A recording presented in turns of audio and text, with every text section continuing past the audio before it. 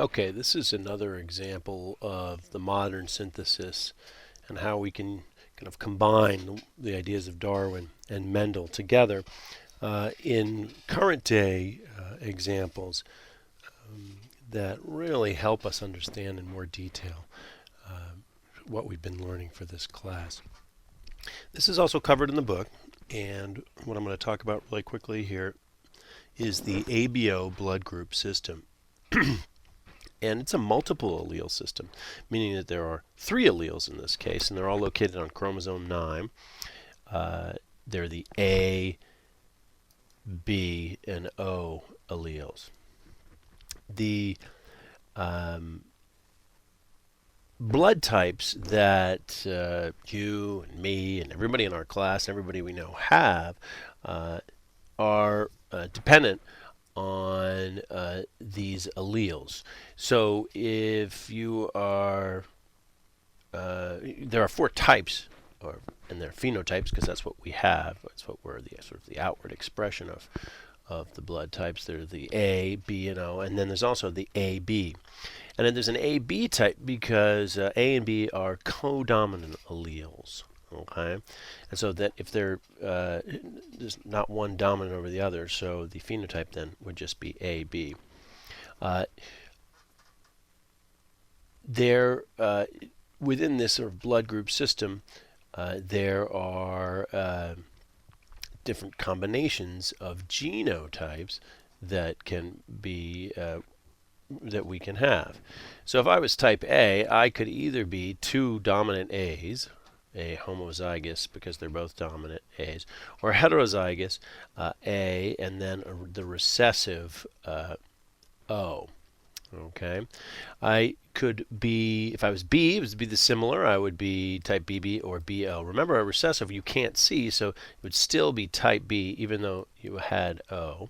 Type O recessive. The only way you can have it is if you have both recessive. You're homozygous. You have both recessive O alleles. And then if you're AB, the codominant, so you know you're AB genotype. So these are the four genotypes, or excuse me, the four phenotypes and then their respective genotypes. So why is this important? Well, this is important for a number of reasons. And why does it exist is a good question too, because what it is an example of the variability that we all have. So despite what you look like, the type of your blood has nothing to do with your ancestry. It has nothing to do with anything. There's a variability that's built into all groups around the world. And this is one of these things where you need this built-in variability. There have been cases where there's been a disease that only affects a certain blood type. I think the Black Plague only affected a certain blood type, so some people were resistant to the Black Plague and others weren't. Most recently, some of the flus of certain blood types have been more resistant to certain flus. So this variability allows then for general species survival because perhaps only one or two blood types might survive given if there was an epidemic of sorts. So what do the letters refer to? I'm going to go to the next slide here. The letters refer to, more specifically, antigens. And the antigens are essentially the proteins, okay? And they're found on the surface of the red blood cells. And there's two types of antigens. A is A or B, and O it just means there are no antigens. So if I'm type A blood type, that means I have an A antigen. If I'm B, I got B antigen. Pretty simple, straightforward. And if I'm AB, then I have both antigens. Okay. What is an antigen? An antigen is something that reacts with certain antibodies to cause agglutination or clotting of red blood cells. Now, clotting is good, right? Because if you have a cut, a big cut, and it's bleeding, you want it to clot, so then you can have scabs, and then the skin would grow back. So you do want clotting. But in some cases, if you have, in some cases, if the wrong blood type is donated to you, say you are blood type B and somebody donated blood and say you needed a blood transfusion and you got blood type A, that is bad, very bad, because you have anti-A antibodies reacting with the A antigen, and then you have sort of massive clotting within your system, and your body will shut down. So it is important to know in this class your blood types. I often find that very few people know their blood type. I would try to find out from your parents, and you can also carry a card around with you detailing what your blood type is. Okay, so why is this interesting to us? Well, let me just first explain to you this whole donor and recipient chart that you're seeing here, right? So if I'm blood type A, I can donate blood to people with blood at type A or blood type AB, but not to people with blood type B or AB, because I would have this clotting reaction. Type B, I can donate blood to B or AB. Type AB, I can donate blood to only AB, so very few people. And then if I'm blood type O, I can donate blood to anybody because there's no adverse reactions to my blood. The type O is called the universal donor. The Red Cross loves type O people. Okay. On the other hand, if I'm type O, I can only receive blood from other type O's. So it's actually very difficult to get blood if I'm type O, because I would react poorly with blood from type A or B or AB peoples. If I'm type AB, I can receive blood for anybody. I'm not going to have an adverse reaction to anybody. So it's good to be type AB. If I'm type B, I can receive blood from B or O. Remember, O is recessive, so I probably wouldn't have a reaction. And then A can receive blood from A and O. So I have this kind of chart, right, where I can see who can receive blood from who, and it's all dependent on the allele system, this multiple allele system that I described. So why is this interesting? Beyond that, it maintains this variability. Well, it's also very interesting because it was used quite a bit in a court of law before we knew about DNA. Okay, so in the court of law, especially for paternity tests, this sort of thing was utilized. So, for example, I could take as an exercise here that I want you guys to do, and I'd like you to use the Punnett square. You have a mother who's type A blood, and then she has a child. Okay, and we know the child is type B. Now, the question then becomes, there's a man who is accused by the mom of being the dad, and she says that he should pay paternity. He is type O. So the question becomes, can the man be the father of the child? So what they do is they take the blood types, and then they literally would go ahead and create Punnett squares to see what the chances are that the man might be the father. So in this case, I would like you to pause this recording and try this exercise using Punnett squares. So if just before you even start, let's think about a Punnett square, right? Okay, and you can go back to, if you go back to the first chart, you can see type A is AA or AO. That would be the mom. And then you can say, okay, type B is the child, and then type O is what we're saying is the dad. So go back to that and check that out. I'm going to go back to the exercise. So here, create a Punnett square for, say, the mom, and then the man.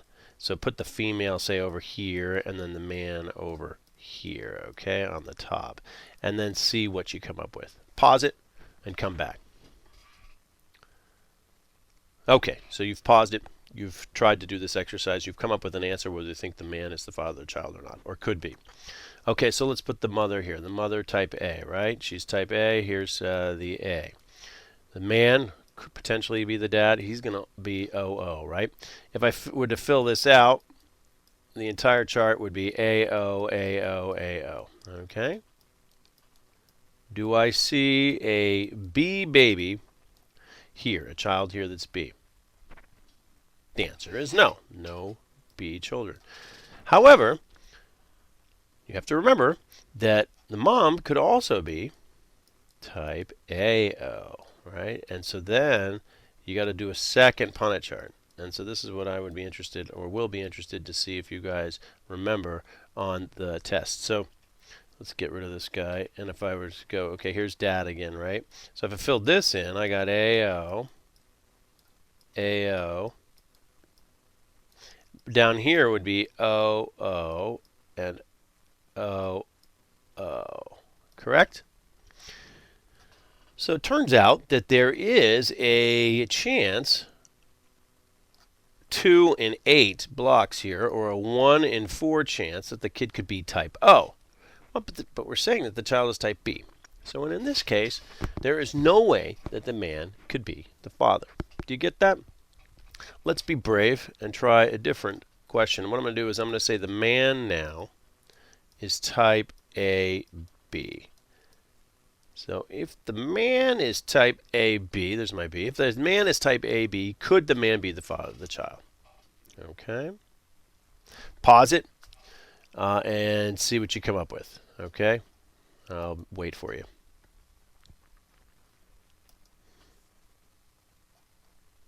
Okay. So you're back.